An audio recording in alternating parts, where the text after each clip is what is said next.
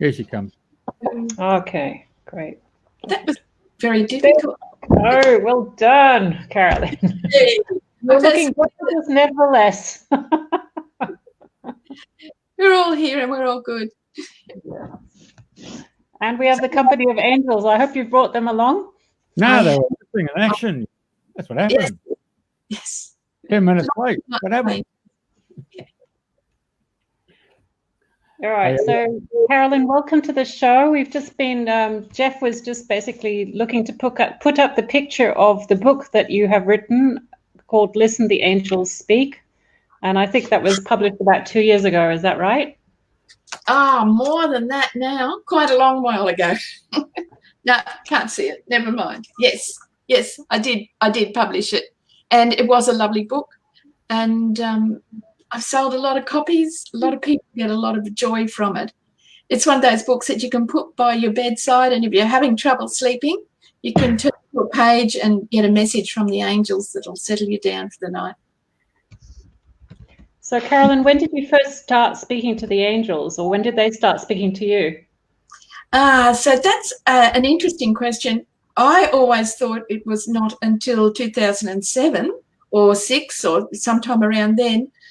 But more recently, I have remembered an event that happened in my childhood that was pretty scary. I was at boarding school at the time. I was only 10 years old. I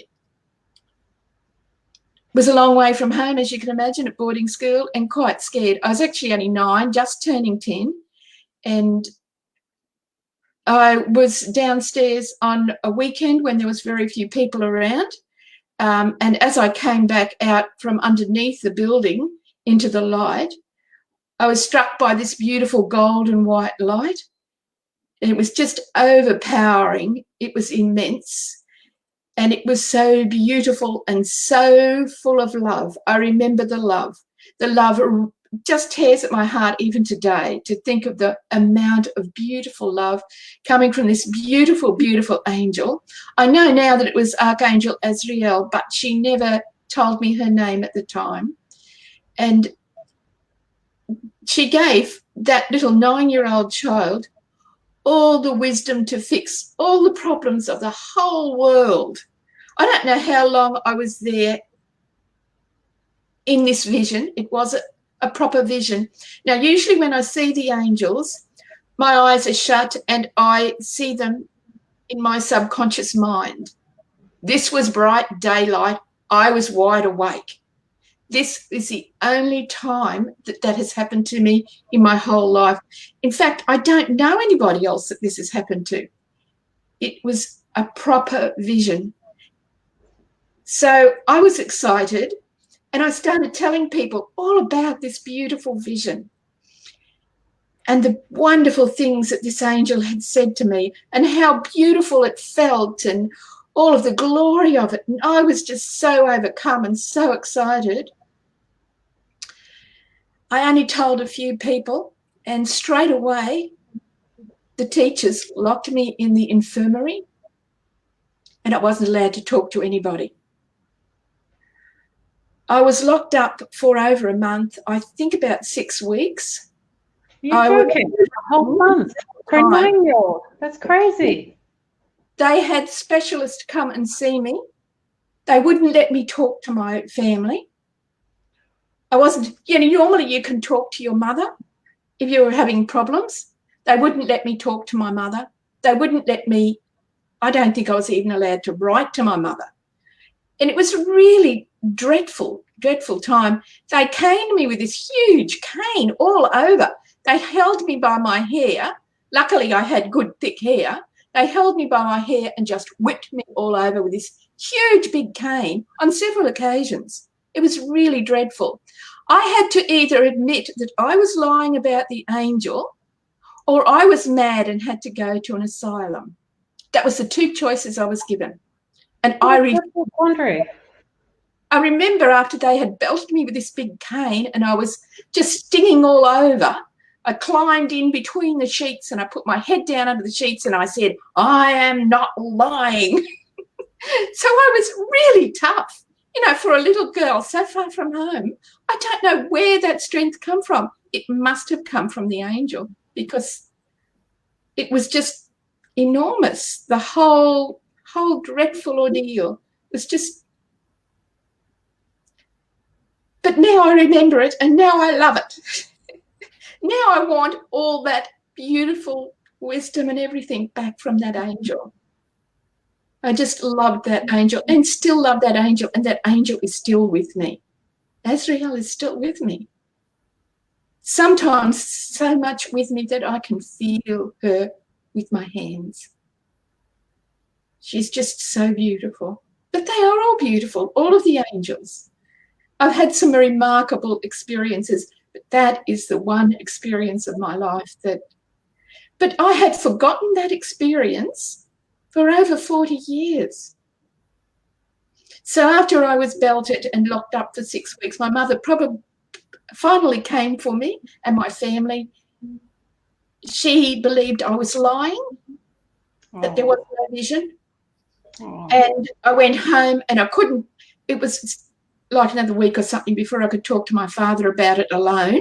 And when I did, he said, yes, Carolyne, I've no doubt that you saw something. I've no doubt that there was something there. But you can't talk about it, because if you talk about it, they will take you away from us and lock you up in the asylum. This was 1962. So they were pretty primitive back there. Then haven't we come a long way? Little girl who saw an angel today would be loved and cherished. It's all about discrimination, isn't it? Another form of it, isn't it? Yeah, horrendous discrimination. It was all right for the Catholic girls overseas to see the visions of Mother Mary, but it wasn't all right for me to see that angel. It wasn't acceptable. But it must have been given to me for a reason. It must have been, even though I went through a lot of hardship because of it, I would not trade that for the world. I would not want it taken from me. And when did you, so I mean, that would have put off anybody off sort of seeing angels or talking about them. Sort of what happened between then and when you started channeling them for work that made you comfortable with doing that again? What was the journey of healing there? My dad said to me at the time, you've got to put this away for now. For now, it's not acceptable. You've got to put it away. Put it away till you are older. And I must have put it away for 40 years, I think, because, or 50 years maybe, because it's not that long ago that I remembered it. I'm 67 now. I was 10 then. So that's 57 years ago.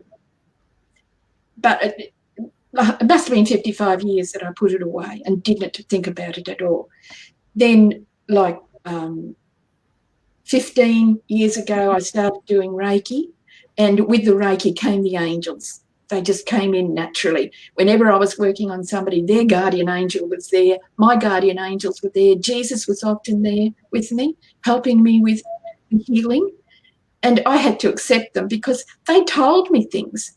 They told me on one instance, I met a lady at a service station in a remote outback New South Wales, and I knew straight away that she had a large malignant tumour, and I knew where it was in her stomach. I showed her where it was. Strangely, she believed me. She went straight to a specialist, and next time I saw her, she'd had it removed, and it had been a very dangerous malignant tumour. It had to follow up. Yeah, it's just incredible. So they tell me things. You can't deny when you have wisdom given to you that is true. You can't deny it. You have to accept that they are there. And this happens to me over and over again, that I get the messages. They are there to help somebody, and miraculously that person is helped with the messages. So I've got to believe in it. I've got to believe in that angel. And I wasn't lying. I'm not a liar. I don't lie about it. Yeah. And at the time I said, angels belong to God. You can't lie about angels. I told them that. And I still believe that you can't lie about angels. So No. that's part of my philosophy now. When I get the angel messages and messages from the divine masters, they are divine. You can't lie about them, and you most certainly can't change them. You can't add your bits to them. You've got to make it as pure as you can. I add, what they look like at the top and how I feel or something at the bottom. But that's always in different writing and always separate from the message. I try to keep the angel messages as pure as I can.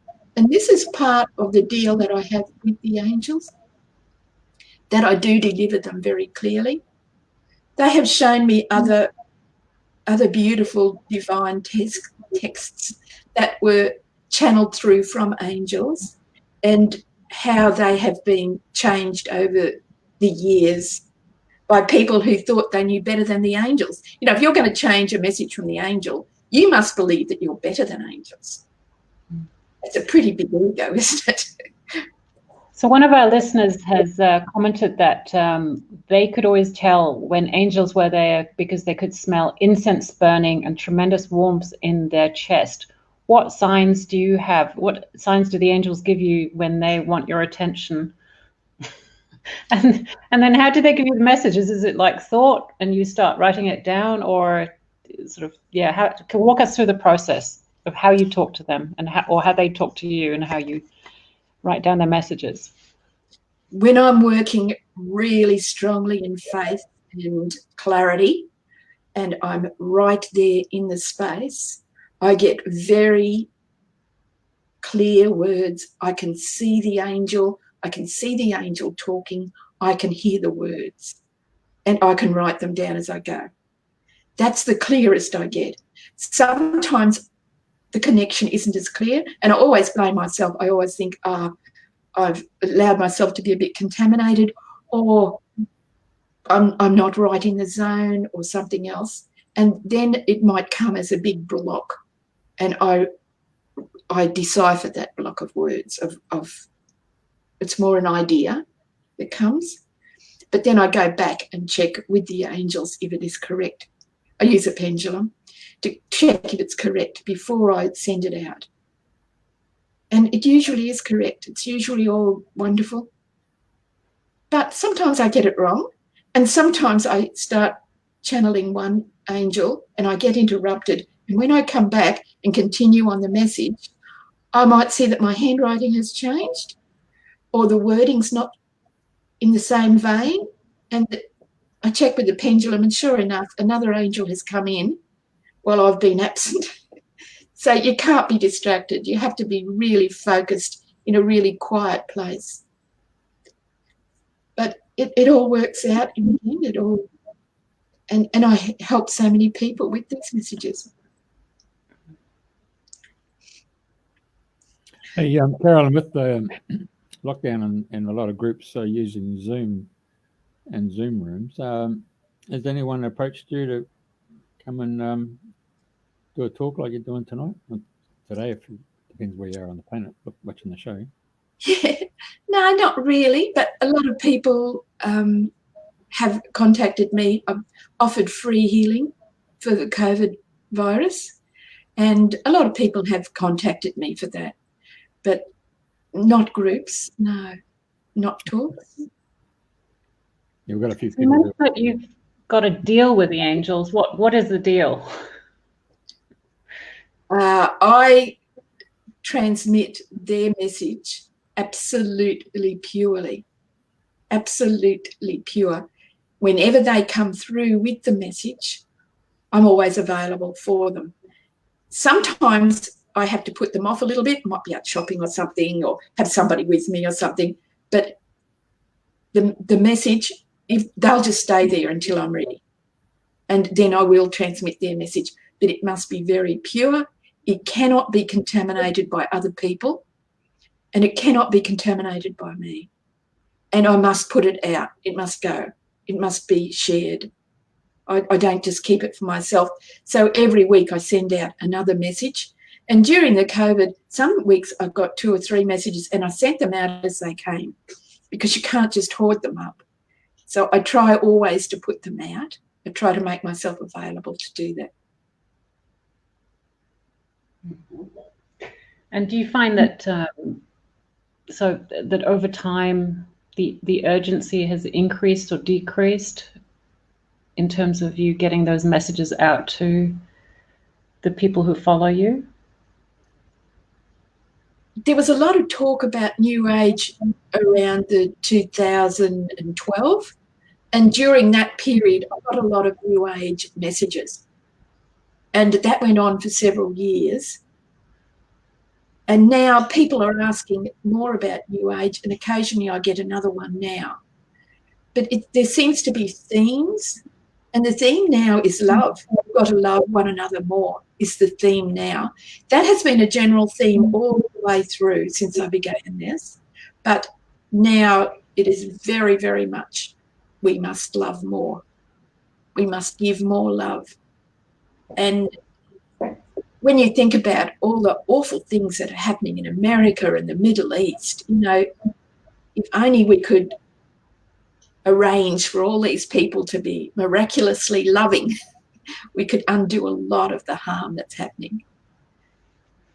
And also equality. Equality is coming up big just now, and I think this is about the awful things that are happening in America. All are created equal, divine, and in love. So then the next message is we all have free will. We have the free will to decide our own lives, if we're allowed, of course. Some people aren't allowed to decide what their life is. But the angel message is that it is ours. Free will is ours by divine right. So try telling that to a lot of wives, a lot of children. So many people caught up in horrible poverty and the dreadful factory life, and we hear about people in India and the Middle East. You know, girls in the Middle East can't go to school, and there's so much free will that is taken from us. But that is against our divine right. And when you go against a divine right, you lessen your own soul.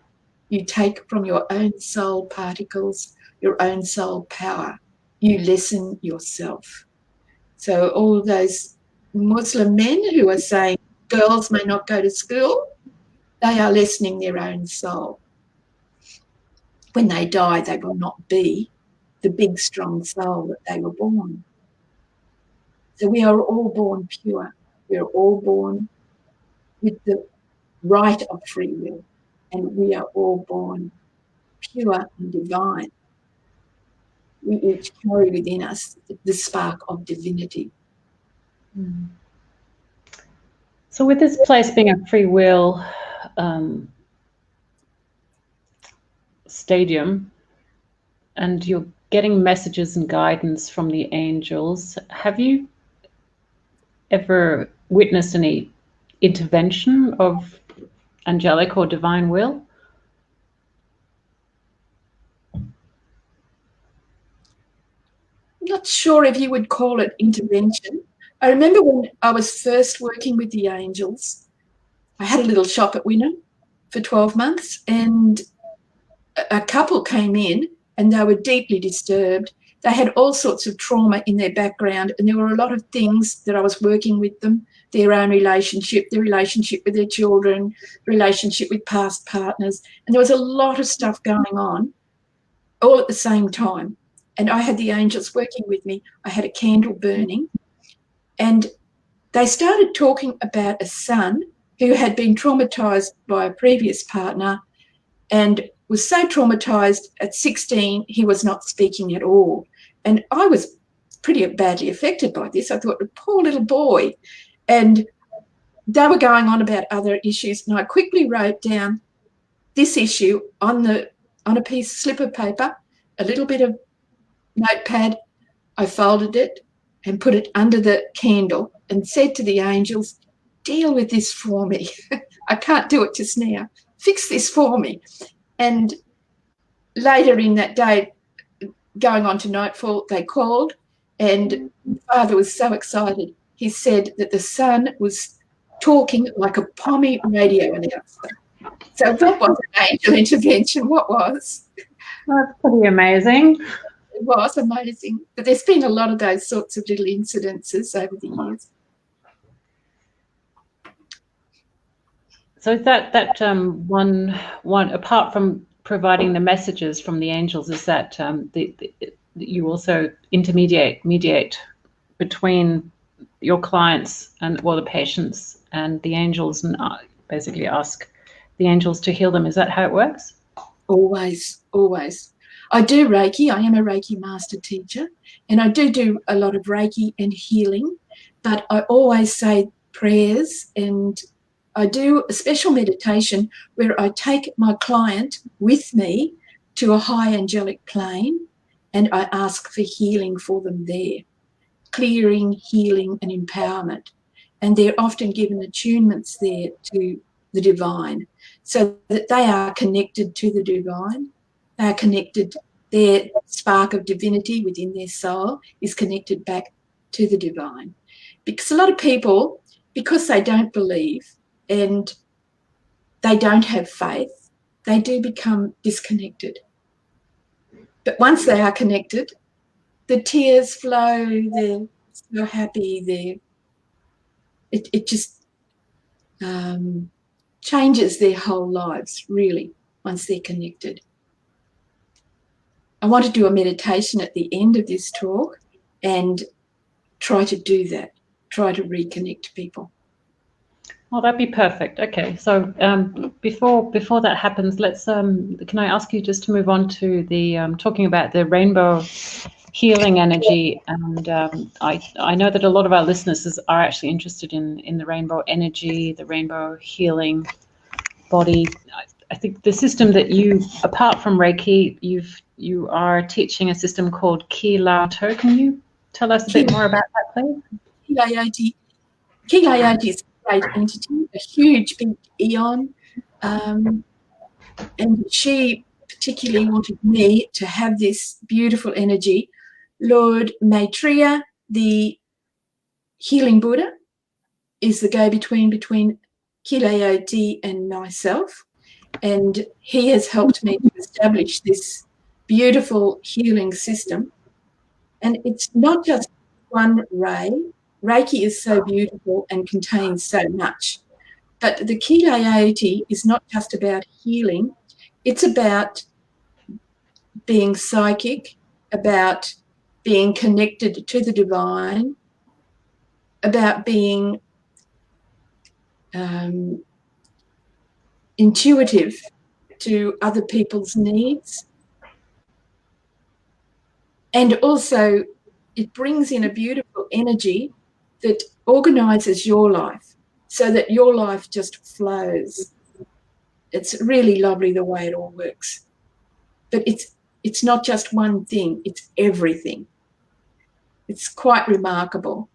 When you get onto this wavelength of Ki Lao, rainbow energy, you see rainbows everywhere and butterflies everywhere, and the light is more golden. It is just beautiful. It's a beautiful way to live. So is it like a higher dimension? I mean, how did you stumble across this? I was taken there in a meditation, and I met the Ki Lao, and the lady that was leading me through this meditation said that she was a higher being, but nothing much more than that.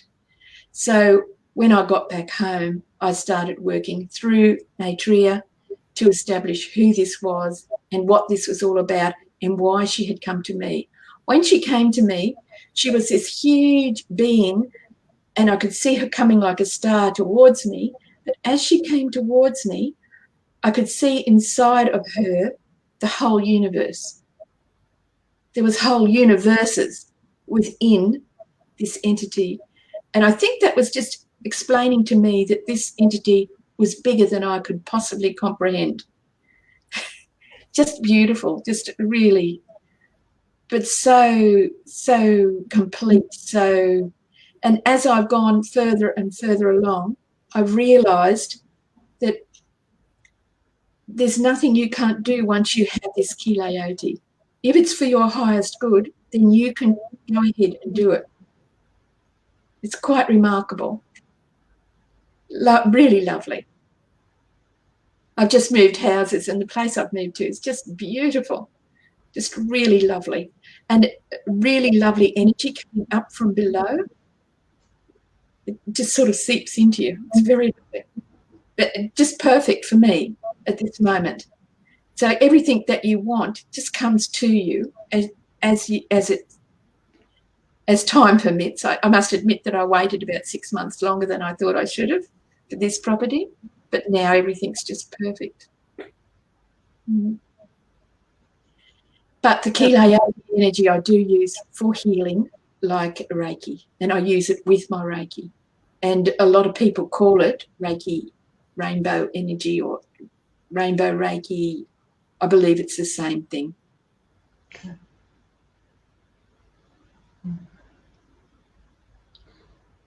And so, just before we go into the meditation, do you have any favorite archangels or ascended masters that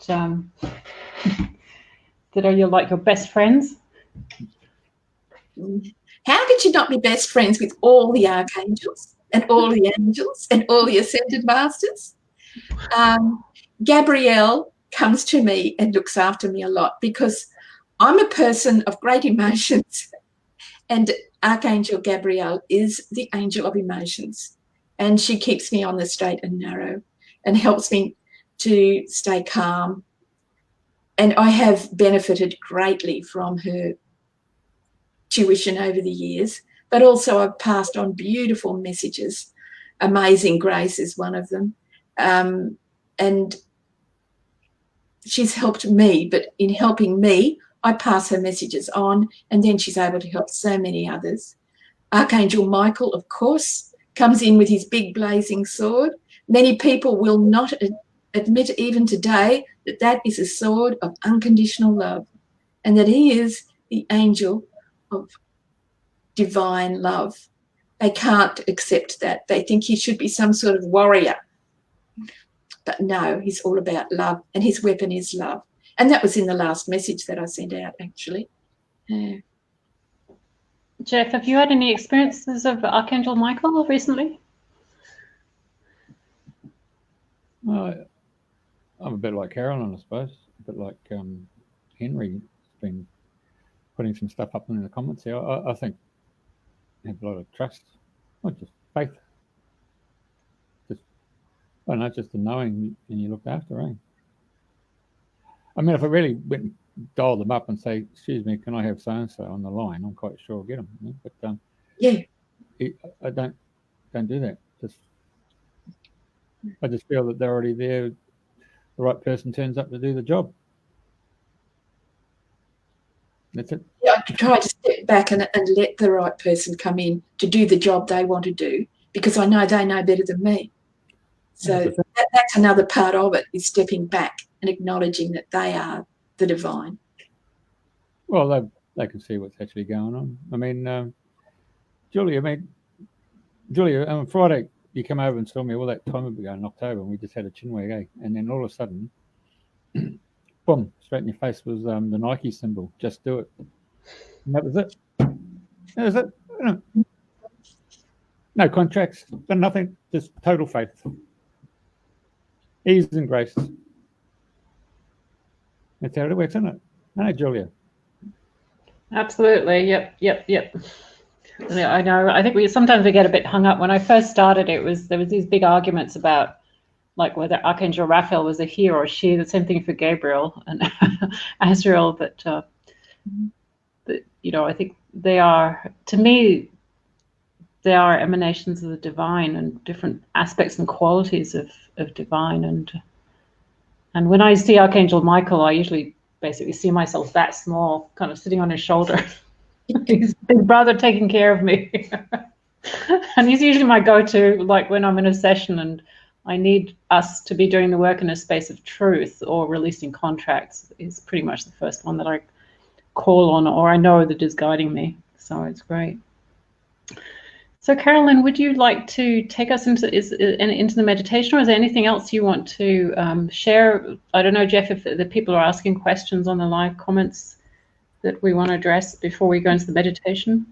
It's primarily Henry, and Henry is the founder and president of the Australian Spiritual Association. All right. So they offer a membership there that provides public liability or professional liability as well. So, Henry's been listening there, and he's mentioned that he survived the Catholic boarding school upbringing as well, and he's forever asking questions to them when he was a young boy, and the same answer was given: you must have faith.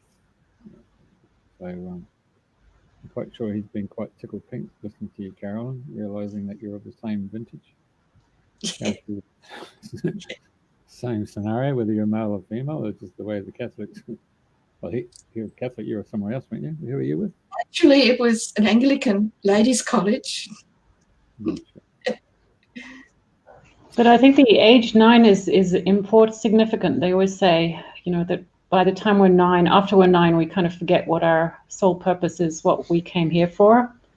And I've actually had quite a few clients who remember situations like that, not as bad as you in terms of the punishment, but one woman I remember, she was in the Catholic school, and it was a day school, and the Protestants were on the other side, and the nuns said, whatever you do, you must not talk to the children that go to the other school. And she couldn't understand the separation. So one day in her lunch break, she talked a friend into crossing the road and visiting the other school. And when she did that, there was this statue of Mother Mary that came to life for her. And it was absolutely beautiful. But when she got back, nobody believed her, and she was in so much trouble for going against the rules and crossing the road. It really burned her a bit. And then I think, as you say, if your mother doesn't believe you, that's like double the trauma. Because all mothers got their mother network, isn't it? But I guess, as a parent, you kind of just know that they're actually probably trying to protect you, or they're just, anyway, everybody's just doing the best they can. And Carolyne will help us do the best we can with a beautiful meditation now, if you're ready.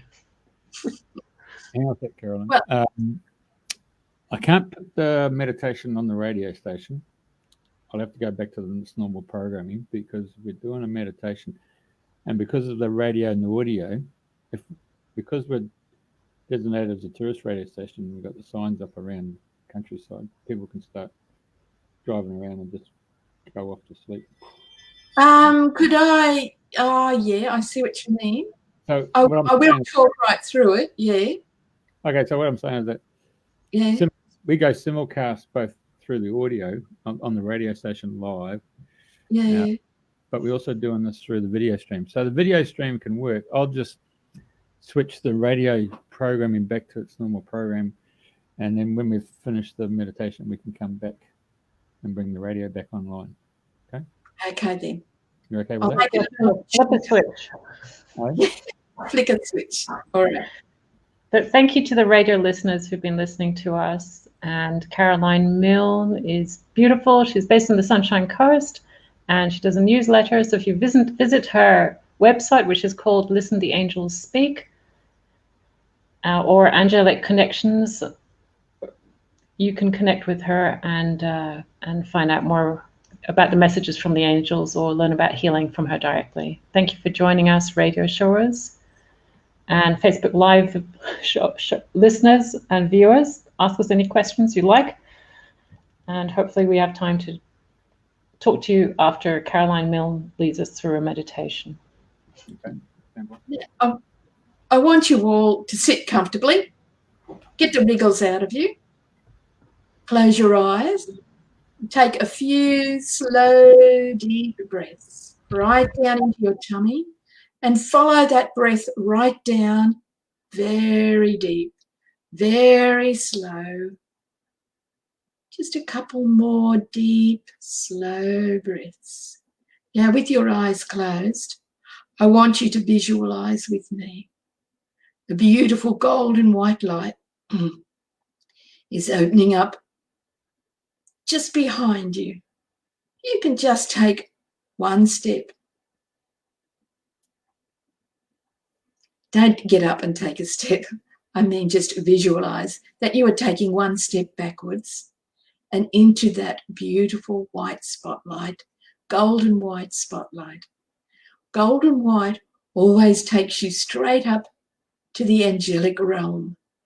I am there with you in that golden white light. And together we go straight up. It's like beam me up, Scotty. And suddenly we're up in the angelic realm. The angelic realm is very lovely today. Beautiful white light everywhere. Beautiful gardens all around. Lovely angels with flowers and butterflies. Everything that you could ever wish for. The angels gather around you, all of your guardian angels, guardians and guides. They guide you to a beautiful deep blue pool, and you plunge right in, right to the bottom of this pool. In this magical, angelic water, you can breathe, so rest gently on the bottom. This beautiful water will remove from you all that is not yours by divine right, all that you have gathered or had imposed upon you in this lifetime, past lifetimes, and between lifetimes.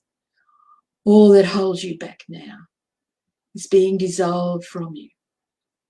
All illness, all dis-ease from all of your body, your organs, your cellular memory, DNA, RNA, from your brain, your eyes, your ears, your limbs, your bones, your joints, all being dissolved out into this water and completely dissolved, completely taken from you.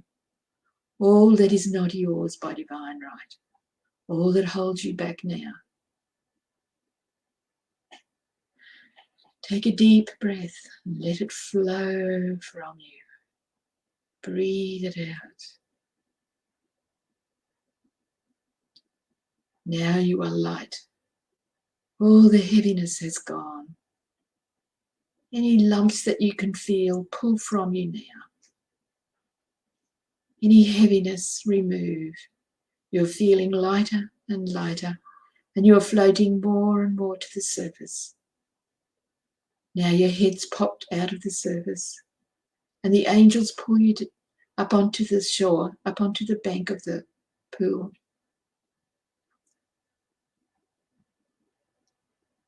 Now that all that is not yours by divine right has been removed, all that is yours by divine right can be brought into you. The angels are beaming beautiful beams of healing light towards you, filling you with beautiful energy, white gold light from the bottoms of your toes right up to the top of your head, and it spills out of you, filling your aura until it touches your solar star, which is just above your head. And as it does, beautiful stream of gold white light comes down from the divine. This is your beautiful divine connection. It comes down through your solar star, through your crown, through your third eye, through your throat, down through your heart chakra, to nestle in your soul center just below your heart. And there is your beautiful guardian angel to seal that beautiful divine connection in your soul center.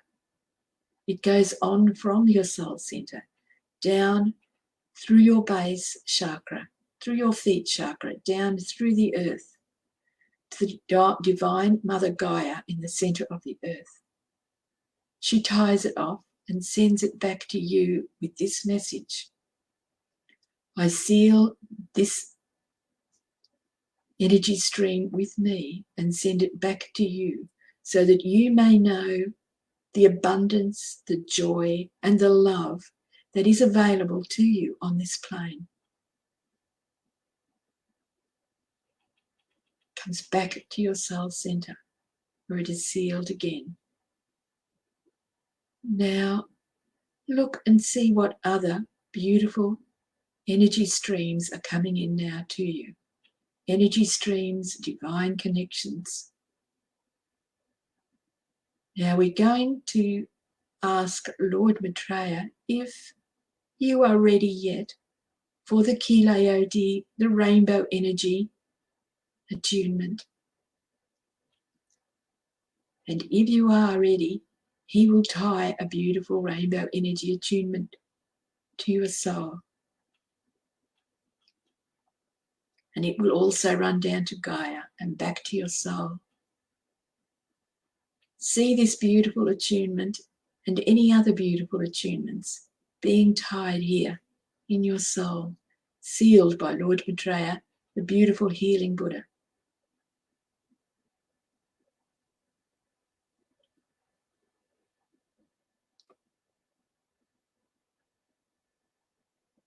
And now we ask for a blessing for each and every one of you. The blessing that flows down, the beautiful attunement that you have received, the beautiful divine connection. It flows down that divine connection through your crown, throat, heart. It lands in your soul center and it explodes like a beautiful bliss bomb, filling you with the beautiful divine energy from the Divine Father himself. This time it is white, blindingly white, and it fills you up with purity, with love, with compassion, with joy. And there is peace.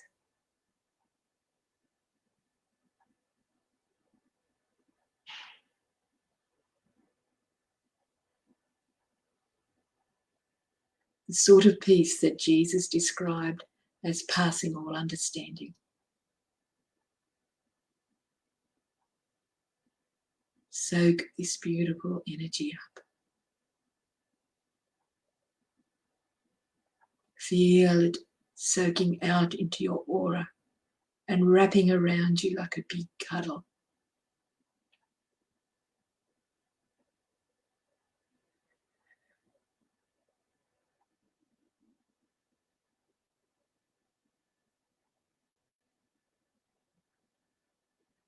There are beautiful angels all around.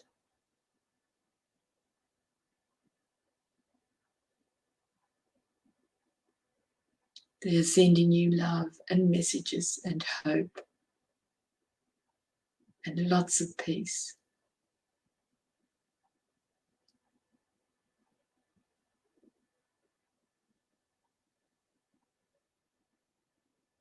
And they are saying, love, love is all there is.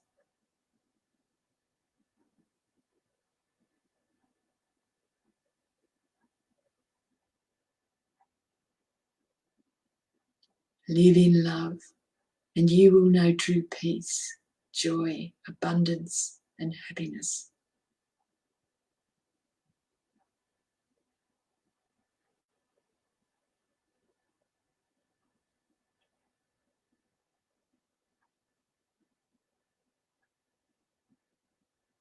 There is no righteousness without peace.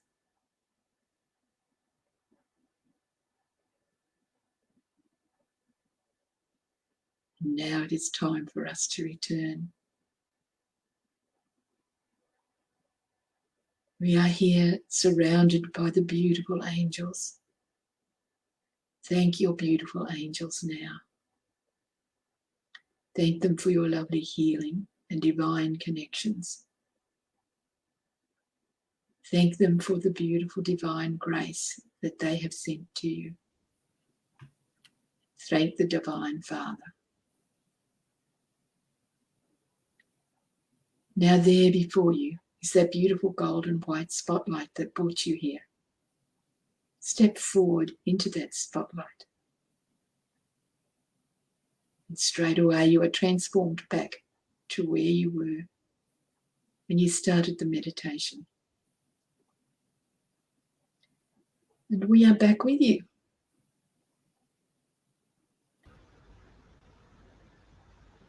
Wow, I'm still floating. I literally floated back in. When I went in, I was actually a whale at the bottom of the pond. Wow. It's a bit hard to move from one place to another in that, isn't it? You sort of get sucked into one bit. Oh. Wow. You're listening to Radio FM 88 Australia. We've just come back on the air, on the radio itself. And our guests in the virtual studios, Carolyne Milne and Julia Choi. It's our Thursday night show. And for those who've been on the video stream, thank you for participating. Okay, now that we've brought the radio station back online, Julia and Carolyne, carry on, mate.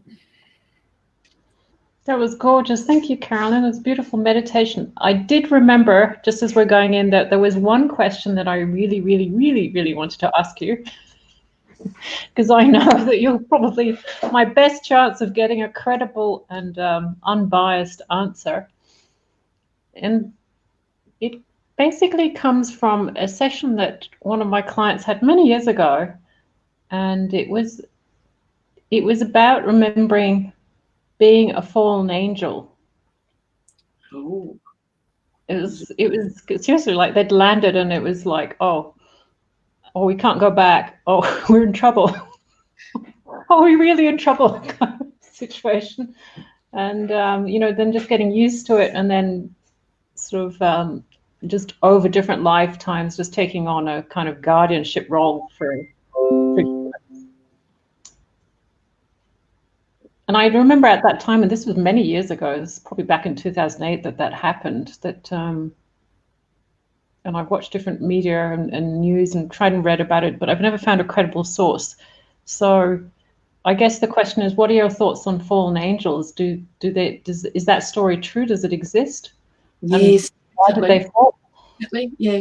And as another part of my work that I do is behind the scenes, I'm asked to sometimes help fallen angels, to say the words, to take them out, or to bring the angels down, to take them out back home, to rescue them. Angels, fairies, elementals, guardians of places, guardians of things, guardians of events, guardians, guides, dragons. I have worked with a lot of dragons. A lot of Asian people have dragons. It's part of their culture. Their grandparents ask for dragons for them, and it's part of a lot of different cultures. And these dragons become very real. There's also Celtic dragons, there's good dragons, there's naughty dragons, but fallen angels are always very sad to me. It's always a really heart-wrenching thing. And I always call for all the angelic help and dive in to ask that they be taken back to where they belong, back to their plane. And they're always rescued, they're always helped. But it is a tragedy, yeah, when an angel falls, it is a tragedy. But it's not so much fallen because they've done something wrong.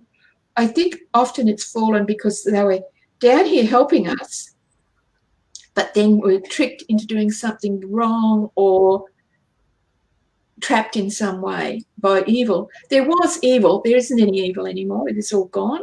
And that's something that happened at the beginning of this year. But there's no more evil. People always have the choice, because they have free will, they can choose to be evil at any time. Lost and earthbound evil, or evil fallen angels, anything like that. I've only ever come across one evil fallen angel in all of the work that I've done. So it doesn't happen very often, and it's always heartbreaking to me. Did that answer your question, or have I just confused everyone now? I've got more questions now. So I guess definition. So how do you know that you're dealing with a fallen angel? Or what is your definition of a fallen angel? The angels tell me what it is. Okay. So I'm told what it is. Either angel or betrayer or one of the other masters or Jesus. Somebody tells me this is fallen angels. You must help the fallen angels. Or this is elementals that have been trapped by some evil shaman. That has happened. A lot of trapped angels and elementals that have been trapped by evil practitioners. Yeah, so there are such things. It's a bit hard to believe. I can never understand it myself. But yeah, I understand that with the elementals, and I think with the jinn, and even in Harry Potter, you've got sort of allusions to that. I've dealt with that. So with the fallen angels, they were actually angels who were, as you said, either here, but there wasn't a big battle, and then some of them got stuck here and have been banished from returning. No, I don't get that whole thing about there being banished angels and things. I don't understand that. I've never seen it. Doesn't mean it didn't happen. It just means that I have not been shown that scenario. All the angels that have been fallen that I have seen have come down to help and then been either trapped by evil or corrupted by evil and then could not return. So... Okay, and then Carolyne, you said something really interesting. You said as of this year, there is no more evil apart from what we humans create. Can you elaborate on that, please? Well, apparently it was the right time for all the behind-the-scenes evil to be taken out. All demons, devils, anything like that, anything that could be used to harm others has been taken away. And apparently we just reached a point in our evolution when it was time for that to be all taken away. And it was. It's pretty good.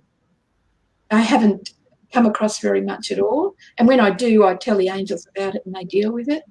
So it's really good that we don't have to worry about so many people's lives, and mental health, I believe, was destroyed by demons and devils and evil witchcraft and, that dark magic, that awful dark magic. But all that's gone. They can't use it. There's nothing there for them. So it's really lovely. A lot of people will hate me for that, but I don't care. I think it's great news. I mean, this is the best age to be in. This is going to be fabulous. So all that's left is basically the mess that we created, and we've got to tidy up now. We've got to tidy up our mess, and we've got to stop hating people. Hate is such a destructive thing. And you can see the destruction it causes in America. It's just awful. And in the Middle East, it's just so unnecessary, such unnecessary destruction. And they're not just destroying the people they feel they hate, but they're destroying their own community, their own ability to create and be abundant. They're just destroying everything. It's just silliness. Yep. So, yeah, the greatest evil on earth now is hate. And we can control that. We do have free will. We can stop that. Yeah, I guess that's probably the lesson for us at this time, is to, in the face of hate, I mean, most of us recognize when we're fostering it and step away from that. But it can be scary when you're faced with entrenched mob type hate. And I think a lot of us have had past lives where we've been at the wrong end of that, and we tend to just run and hide from it. But I guess, like the Ascended Masters, it's kind of our challenge to now stand firm in the face of it and not be fazed by it, and to look beyond it, to see beyond it. Because that's the only way, really, isn't it? To not I be met swayed. a lovely lady in Adelaide, and all of her children had died or been killed. She'd lost 3 sons and one was in a bad way. And she came and said, why me? And I saw her very clearly in the last lifetime that she had lived, in the last World War, shooting another woman's sons. And that was her. She was working through her karma. Now, this wasn't something that was done to her. This wasn't a punishment. This was her soul wanting to work through her karma and to make it better. And so her soul would be whole again. Now, you've got to ask, what about the poor sons that were killed? Now, that is something that was karma they had chosen to take on for that lifetime. So they had chosen to be the victims in this lifetime so that this soul could work through all her karma in one lifetime. So, and you think about all the other souls that are involved in that scenario, her husband, the father of the children, the father of the boys, their grandparents, all of those souls must have agreed to that horrendous lifetime. But this is what happens from hate. This comes from hate. If he had not hated and shot those sons, this would not be her lifetime. She would not have had all that karma to work through. So there is you can't just be evil and get away with it. You might not go to jail, but you always have to go back to the divine and say, here I am, this is what I've done. Look at my soul. And they can see everything you've done. Of course, and you can see it. Worst of all, you can see it because you judge yourself. You are your greatest judge. You are the person. Your soul is what says, no, I have done a wrong thing. This has been a bad lifetime for me. I have got to make up for these dreadful things that I have done. I've got to live a life now of selflessly giving, or of losing all my children, or of not having a wife this lifetime or something. So there's always payback, or not payback in the punishment sense, but you must pay back the debt that you have incurred upon your soul. And the big souls that you see blossoming in this lifetime are the souls that have lived many lifetimes without having hated, without having destroyed. That's how you get to be an angel. Oh, there you go. That's the secret recipe. Yeah, I mean, I understand that with the karma because I do past lives, and often clients get shown lives which explain the misfortune or the quandaries that they're in this lifetime. But I also think that some of us are able to be the avatars this time, and we're actually able in this timeline still to go back and clean up in the other lifetimes and undo and redress and rebalance. But it seems like we have special dispensation to be able to do this now. So it's like everything's been compressed. We don't have to live the whole lifetime, but we can sort of go behind the scenes and change things.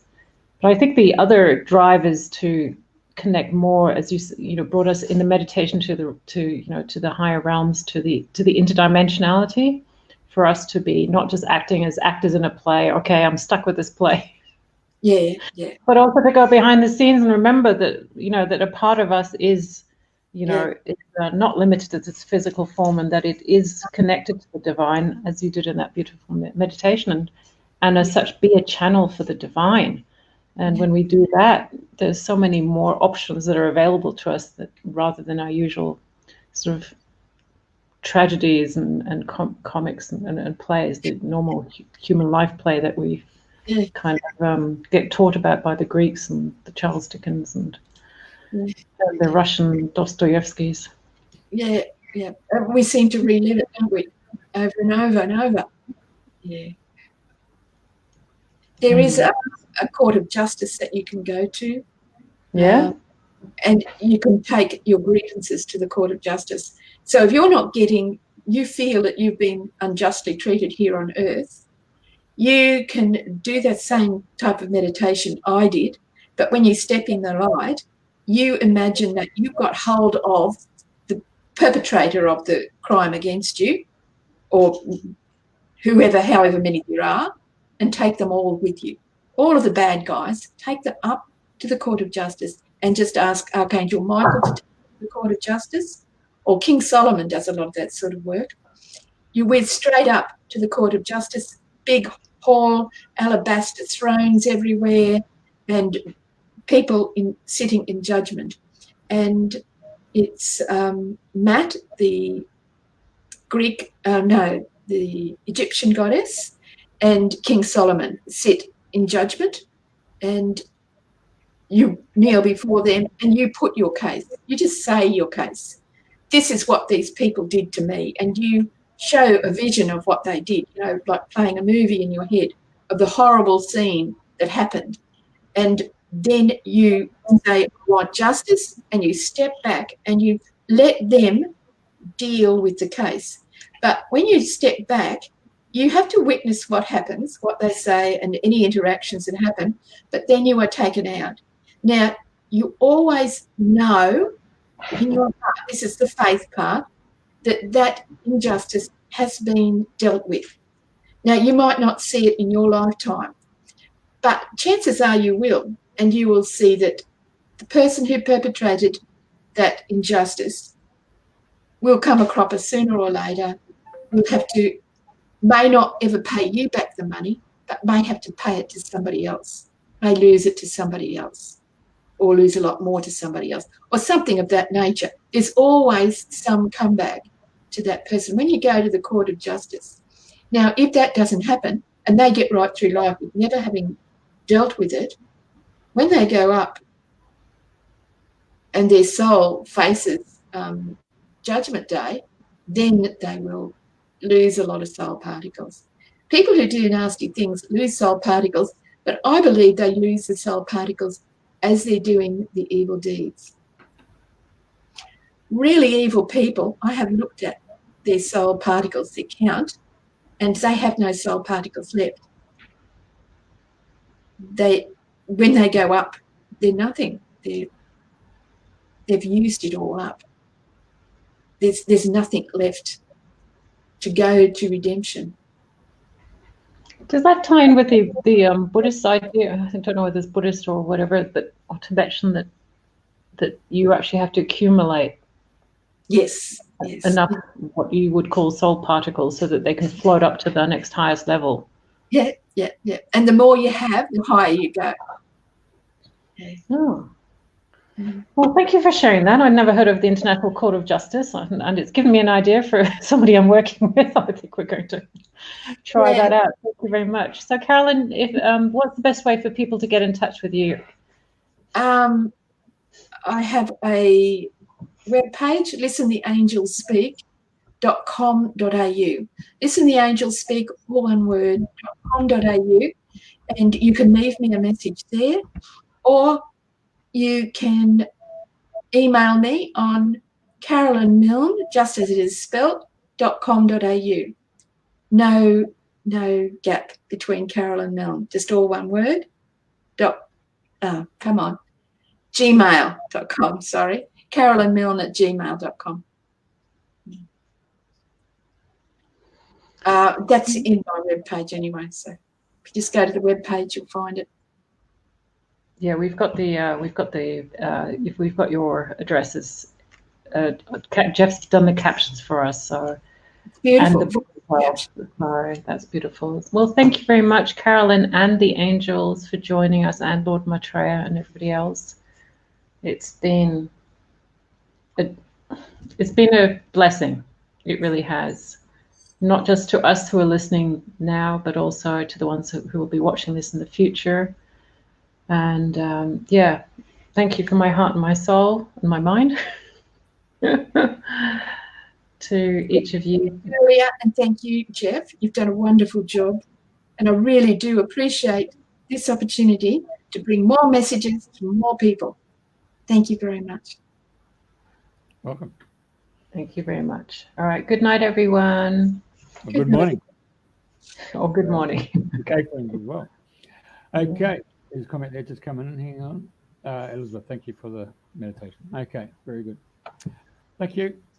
See you next Thursday. Okay, bye. Good night.